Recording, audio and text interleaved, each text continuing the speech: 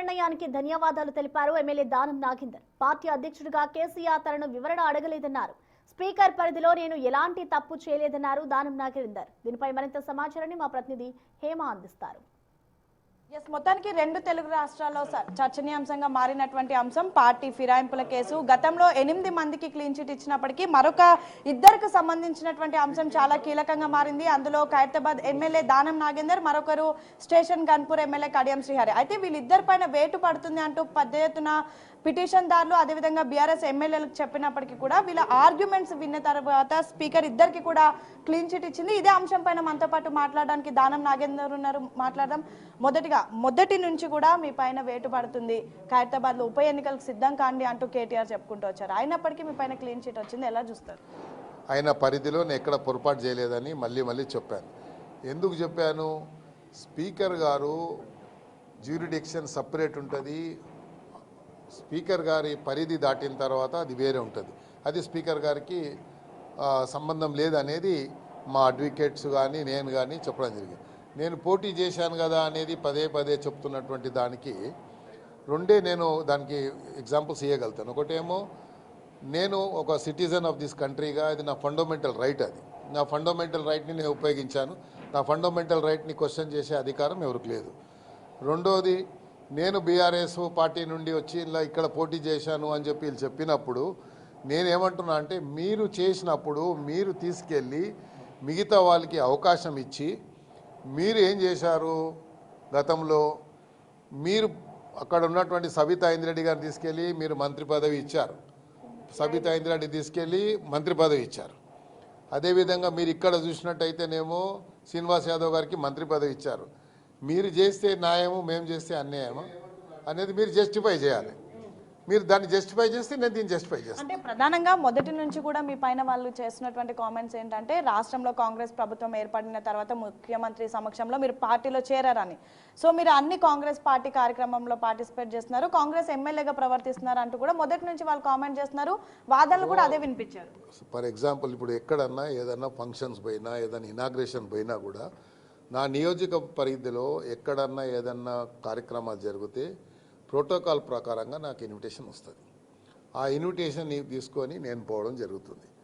నేను గ్రేటర్ హైదరాబాద్లో పనిచేశాను కాబట్టి, గ్రేటర్ హైదరాబాద్ ప్రజలతో సత్సంబంధం ఉన్నాయి కాబట్టి, గ్రేటర్ హైదరాబాద్ ప్రజలకు ఎప్పటికూ మమైకంగా వాళ్ళతో పాటు ఉంటాను కాబట్టి, ఆ ప్రజలతో ఇంకా సంబంధాలు తెంచుకోలేని పరిస్థితులు ఉంటాం కాబట్టి, ప్రజలతో ఇంకా సంబంధాలు పెంచుకోవాలనేటువంటి దృక్పథంతో ఉన్నవాడిని కాబట్టి, హైదరాబాద్ సిటీలో ఎక్కడ ఏ ప్రోగ్రాం ఉన్నా దాంట్లో దానం నాగేందర్ యొక్క ప్రమేయము, దానం నాగేందర్ యొక్క ప్రెజెన్స్ ఉంటుంది అనే విషయాన్ని మళ్ళీ ఒకసారి నేను చేస్తున్నాను. అది ఓకే, కానీ మీరు ఎంపీ ఎన్నికల్లో పోటీ చేయడం ఇక్కడ ప్రధానంగా మారినటువంటి అంశం. అసలు కాంగ్రెస్ పార్టీ బీఫామ్ తీసుకొని ఎంపీ ఎన్నికల్లో పోటీ చేసిన వ్యక్తికి ఎలా క్లీన్ చిట్ ఇస్తారు అంటూ కూడా ప్రస్తుతం బీఆర్ఎస్ ఎమ్మెల్యేలు ప్రశ్నిస్తున్నారు. ఎంపీ ఎమ్మెల్యేగా పోటీ చేసింది above the speaker jurisdiction. Speaker jurisdiction assembly పరిధిలోనే ఉంటుంది. దాన్ని మేము చెప్పాము. మా అడ్వకేట్ గారు సంఘవి గారు కానీ, రోత్వి గారు కానీ, అదేవిధంగా నిరంజన్ రెడ్డి గారు కానీ, ఇక్కడ హైకోర్టులో ఉన్నటువంటి కౌన్సిల్ సీనియర్ కౌన్సిల్ వెంకటేష్ గారు కానీ 1కి 100 సార్లు అన్నీ తీసుకొని 10th షెడ్యూల్లో ఉన్నటువంటి విషయాలని అన్నీ పరిగణలోకి తీసుకొని వారు మేము జస్టిఫై చేసుకోవడానికి మాకు కారణాలు ఇవి ఉన్నాయని చెప్పి అది అఫిడేవిట్ ఇచ్చారు. 55 పేజీల అఫిడేవిట్ ఇచ్చాం. దాంట్లో స్పీకర్ గారు అన్ని క్షుణ్ణంగా పరిశీలించిన తర్వాత మేము ఇచ్చినటువంటి ఒక అఫిడేవిట్ని పరిగణలోకి తీసుకుందని నేను భావించాను. దానికి నేను స్పీకర్ గారికి ధన్యవాదాలు తెలియజేస్తాను. స్పీకర్కి గౌరవిస్తున్నామని చెప్తున్న మీరే, స్పీకర్ దాదాపు మీకు 4 సార్లు నోటీస్ ఇచ్చినప్పటికీ విచారణకు ఎందుకు హాజరు కాలేదు? అంటే మీకు స్పీకర్ పైన గౌరవం లేదా అనేది ప్రశ్న. నేను పదే చెప్పాను. స్పీకర్ గారు నాకు డైరెక్షన్ ఇవ్వలేదు. నాకు నోటీస్ పంపించిన ప్రతి సందర్భంలో either you attend or your counsel on behalf of your counsel, any of your counsel can attend దీనికి అని చెప్పారు. దీనికి మన cross examination. So on behalf of me my counsel he's already, whenever speaker gave notice to me, council has attended and he has represented my case every time. Then where is the issue? చివరిగా ఈ రాజ్యాంగం పైన కాసేపటి క్రితం కేటీఆర్ కూడా మాట్లాడారు. తెలంగాణ రాష్ట్రంలో రాజ్యాంగాన్ని కూనీ చేస్తున్నారు. ఒకవైపు రాహుల్ గాంధీ రాజ్యాంగం పరిరక్షించాలని ప్రయత్నిస్తుంటే ఇక్కడ కూనీ చేస్తున్నారు. మీ తీర్పు కూడా రాజ్యాంగ విరుద్ధంగా ఉంది, స్పీకర్ కాంగ్రెస్ పార్టీకి ఫేవర్గా పనిచేస్తున్నారు అంటూ కామెంట్ చేశారు కేటీఆర్. స్పీకర్కి వ్యతిరేకంగా ఈయన కేటీఆర్ మాట్లాడినంటే కొంచెం ఆశాస్పదమైనటువంటి వాక్యం ఇది. ఎందుకంటే రాజ్యాంగం గురించి ఆయన మాట్లాడుతుండు కాబట్టి ఒక భారతదేశ పౌరుడిగా నా ఫండమెంటల్ రైట్ని క్వశ్చన్ చేసే అధికారం ఆయనకు లేదు. అది నా ఫండమెంటల్ రైట్, అది నా అధికారాన్ని ఎక్కడైనా ఉపయోగించుకోవచ్చు. రెండో విషయానికి వచ్చినప్పుడు స్పీకరు మరి రాజ్యాంగ విరుద్ధంగా పనిచేస్తుండు అని స్పీకర్ గారిని మీరు క్వశ్చన్ చేస్తూ ఉంటే నేను సూటి ఒకటే ప్రశ్న అడుగుతున్నాను. మీరు అడిగారు కాబట్టి చెప్తున్నాను. నేను ఇండివిజువల్గా నేను ఎవరిని అనదలుచుకోలేదు, అనాలన్న ఉద్దేశం కూడా లేదు. ఆయన అన్నారని మీరు చెప్తున్నారు, నేను చూడలేదు. బట్ స్టిల్ మీరు చెప్పారు కాబట్టి మీ మీద విశ్వాసంతో స్పీకర్ గారు మీద ఒత్తిడి ఎవరు తీసుకొచ్చారు? గతంలో సంపత్ కుమార్ అనే వ్యక్తి ఒక ఎస్సీ ఎమ్మెల్యే, అదేవిధంగా కోమటిరెడ్డి వెంకటరెడ్డి గారు గవర్నర్ గారి ప్రసంగంలో అన్ని తప్పుడు సమాచారం ఉంది అని చెప్పి అని మైక్ని ఇలా అంటే అది పోయి ఎక్కడో తగులితే ఏం చేశారు వీళ్ళు? ఏం చెప్పారు? స్పీకర్ గారికి దెబ్బలు తగిలాయి, మన కౌన్సిల్ చైర్మన్కి దెబ్బలు తగిలాయి, ఆయన హాస్పిటలైజ్డ్ అయింది కాబట్టి హౌస్ నుంచే టోటల్గా ఆయనని ఎక్స్పైల్ చేశారు ఇద్దరిని. అప్పుడు ఏ అధికారంతో చేశారు అంటే అది ఒత్తిడి అంటారు. స్పీకర్ గారి మీద ఒత్తిడి తీసుకొచ్చి అది ఒత్తిడి అంటారు, ఇది ఒత్తిడి అన్నారు. మేము ఇచ్చిన అఫిడేవిట్ని పరిగణలోకి తీసుకున్నారు, లిఖితపూర్వకంగా in return we have given, దాన్నే పరిగణలోకి తీసుకున్నారు. అది తీసుకోకుండా వీళ్ళు ఇలా మాట్లాడితే ఎట్లా?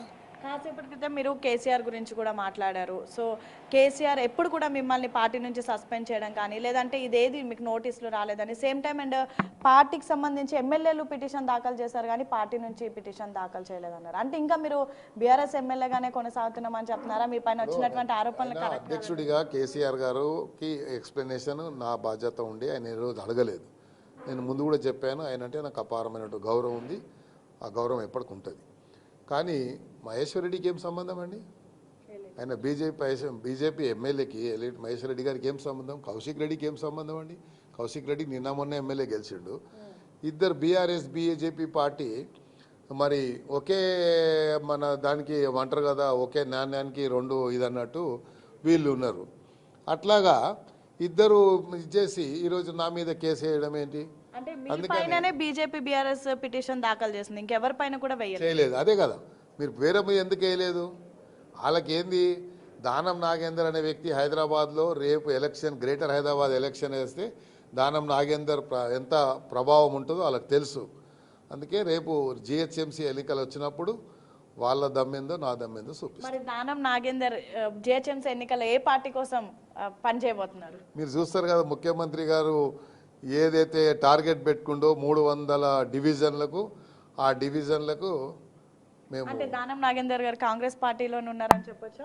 ఇక చెప్పేది ఏముంది, మీకు ఆర్డర్ వచ్చింది కదా. మీరు బీఆర్ఎస్ ఎమ్మెల్యే అంటూ ఆర్డర్ వచ్చింది కదా, ఏమొచ్చింది? క్లీన్ చీట్ వచ్చింది అంటే బీఆర్ఎస్ ఎమ్మెల్యేగా కొనసాగాలని వచ్చింది కదా.